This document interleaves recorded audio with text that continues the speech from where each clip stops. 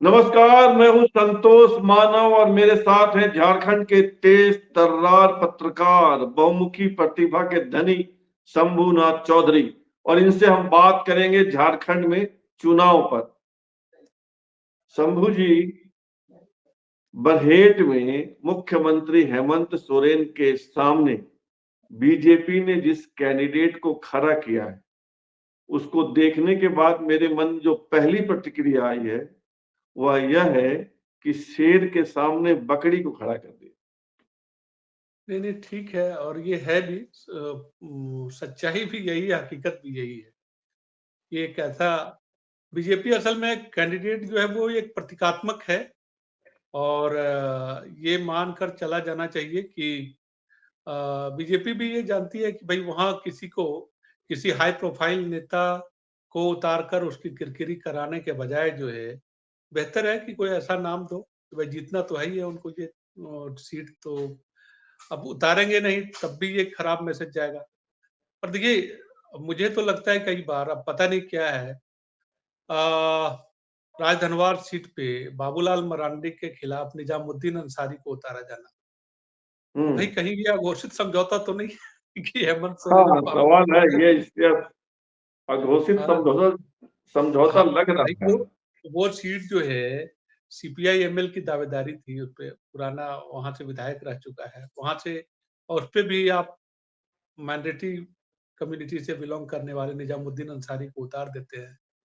तो बाबूलाल लड़ा की लड़ाई आसान, इधर हेमंत सोरेन की लड़ाई आसान। नहीं, तो हालांकि निजामुद्दीन अंसारी एक बार वहां से जीत चुके हैं। एक बार के एमएलए हैं, वो उसी राजधनवार से ही है।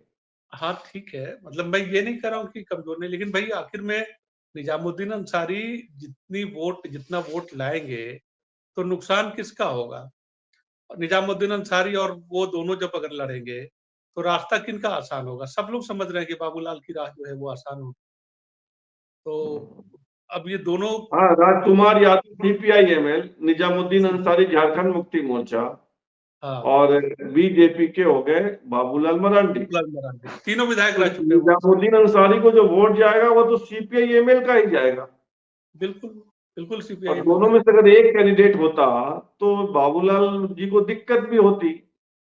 बिल्कुल दिक्कत होती है, तो बिल्कुल इस दिक्कत आपके होती है। आपके आपके संदेह में दम है कि कहीं अघोषित समझौता तो नहीं है बरहेट और राज दरबार के बीच। हाँ, मतलब दोनों पार्टियों के का जो प्रमुख चेहरा है, उसके खिलाफ कैंडिडेट जो है, वहाँ भई यहाँ पे उनकी बाबूलाल की राह आसान, वहाँ पे हेमंत सोरेन की राह आसान। अब चलिए, अब इसके बाद की जो है कम से कम दोनों की नहीं, मैं तो देख रहा था इनका जो प्रोफाइल देख रहा था, जो बरहेट में हेमंत सोरेन के सामने बीजेपी ने जिनको कैंडिडेट बनाया है, उनका प्रोफाइल देखा मैंने। इनका नाम है गमालियल हेम्ब्रम। और ये हेम्ब्रम साहब टीचर थे, शिक्षक थे। 2019 के चुनाव में इन्होंने इस्तीफा दिया शिक्षक के पद से, और ये बरहेट से चुनाव लड़े हेमंत सोरेन के खिलाफ, लेकिन आजसू की टिकट पर, और बुरी तरह हारे। इनको 2,500 के आसपास वोट आया था, 2200-2300 वोट आए। और हारने के बाद कुछ समय बाद ये बीजेपी में आ गए, और बीजेपी ने उन्हीं गमालियल हेम्ब्रम साहब को हेमंत सोरेन के सामने खड़ा कर दिया। बहुत साफ है कि गमालियल साहब जीतने नहीं जा रहे हैं। तो ऐसे में संदेह तो होगा कि क्या हेमंत सोरेन और बाबूलाल मरांडी के बीच कोई अघोषित समझौता तो नहीं है। बिल्कुल सवाल तो उठना ही है। भाई देखिए, दोनों की राह जो है, वो दोनों पार्टियाँ समझ रहे हैं। आप यूँ रचना पूरे राज्य के लिए एक-एक सीट पे आप मंथन कर रहे हैं।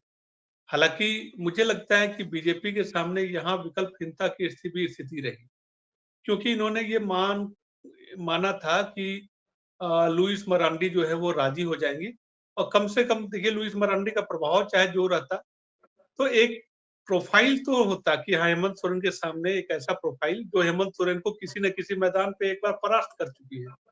तो एक प्रोफ़ाइल, एक मैसेज तो जाता मैसेज के स्तर पर। अब चूँकि और लड़ाई भी होती, कायदे की लड़ाई होती। लड़ाई होती, बिल्कुल होती। एक तरफ़ा लड़ाई तो नहीं होती। हम्म। तो अब देखिए इन 2 सीटों के अगर ये खड़े रह गए, निजामुद्दीन अंसारी और राजकुमार यादव, तो 90% संभावना जो है वो रिजल्ट जो है इन दोनों सीटों का लगता है कि हाँ क्लियर है। मतलब नहीं, उसमें बहुत एक शक पेच वक्त है, कोई बहुत उसमें एक बड़ा। और पेच है, हम्म, उसमें एक और पेच है राज हनवार को लेकर। एक निर्दलीय खड़ा हो गया निरंजन राय। निरंजन राय, हाँ। तो आज मैं एक वीडियो देख रहा था, उसमें कहा गया है कि निरंजन राय दरअसल रविंद्र राय का आदमी है, हाँ ठीक बात है। और उसी के बल पर रविंद्र राय ने धमकी दी थी बाबूलाल मरांडी को कि बाबूलाल जी, मैं सरजू राय तो नहीं हो सकता, लेकिन मैं आपको रघुवर दास बना दूंगा। तो पेस्ट अब भी है, बाबूलाल जी के लिए सेफ नहीं है राजधनवार। हाँ नहीं, लेकिन मुझे लगता है कि हालांकि अब तक निशिकांत दुबे गए थे मनाने के लिए उनको, बनाने के उनसे मुलाकात हुई।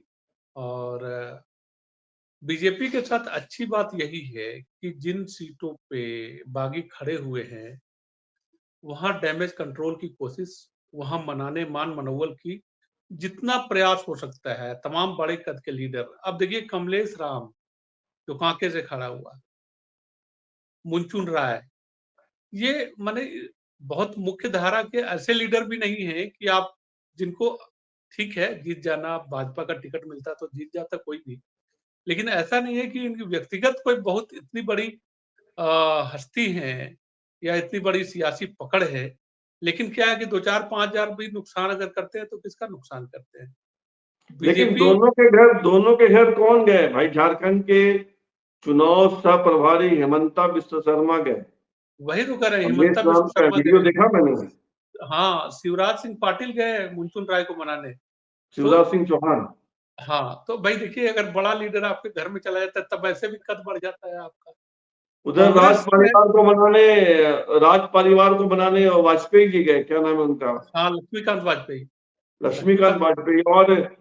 और मैंने देखा, पढ़ा भी आज कि आधी रात को गुमला चले गए हेमंता विश्व शर्मा और आपके वो दीपक हाँ, प्रकाश मिसिर कुजूर को बनाने के लिए। निश्चित कुजूर को मनाने। तो ये लोग मेहनत हाँ, तो बहुत कर रहे हैं। हाँ, ये बहुत कर रहे हैं। सक्रियता इंडिया ब्लॉक में नहीं है। नहीं, बिल्कुल नहीं है। अब देखिए कांग्रेस के जो तमाम बागी खड़े हुए हैं, कहीं कोई नहीं, कांग्रेस तो बिल्कुल निश्चिंत है। मुझे तो लग रहा है कि कांग्रेस चुनाव भी लड़ रही है कि नहीं लड़ रही है, कई बार ऐसा संदेह होता है। हेमंत सोरेन के भरोसे जो है कि हेमंत सोरेन की गाड़ी इंजन है, उसमें पीछे लग जाएंगे तो बोगी किसी न किसी जगह पे, किसी मुकाम पे, किसी स्टेशन पे पहुंच जाएगी। ये फर्क नहीं पड़ेगा। हरियाणा की तरह झटके खाएंगे, पक्का पक्का जो संकेत दिख रहा है। ये हाँ, हरियाणा में भी कॉन्फिडेंट है 100%, और हाँ, झटका लगा तो झारखंड में भी हाँ, लग सकता है। हाँ, बिल्कुल लगेगा, बिल्कुल लगेगा। और देखिए हेमंत सोरेन को भी भाई अकेले अगर हेमंत सोरेन अपनी पोजीशन रिटेन भी कर लेते हैं जेएमएम की, तो सरकार कैसे बनाइएगा जनाब? सरकार बनाने के लिए तो कांग्रेस चाहिए ना। अब उसकी बोगी को आप अपनी बदौलत कैसे खींच लेंगे? बूथों पर बैठने के लिए तो कांग्रेस ही चाहिए ना, जहां से कांग्रेस का उम्मीदवार लड़ रहा है। तो ये स्थिति है कि कांग्रेस में कोई कवायद नहीं दिखती है, एकदम बिल्कुल निश्चिंत भाव। इनको लग रहा है कि बहुत अ, यहाँ जो 99 सीटें आ गई उसके बाद तो इनको और लग रहा है कि पता नहीं किस गुमान में है। इनको लगता है कि यार जनता जो है वो ऐसे ही मेहरबान हो जाएगी या बीजेपी के खिलाफ कोई लहर है। तो भाई मुगालते में रहने वालों को दिक्कत तो होगी। अभी तो बिल्कुल मुझे तो कई बार संदेह होता है कि कांग्रेस चुनाव लड़ रही है कि नहीं लड़ रही है। बल्कि थोड़ी बहुत सक्रियता तो आप देखिए तेजस्वी यादव 2 बार 3 बार आके चले गए। सभाएँ कर ली उन्होंने अपने पक्ष में। भले ही उन तो भाई कैसे क्या होगा? ये बात जो है, ये बड़ी माने विचित्र स्थिति लग रही है। तो जो भी लड़ाई है वो हेमंत सोरेन, हेमंत बनाम हिमंता की लड़ाई है। और हेमंत सोरेन चूँकि इतनी सीटों पे लड़ नहीं रहे हैं और ना ही कि उनके लिए अकेले सरकार बनाना कभी संभव हो पाएगा।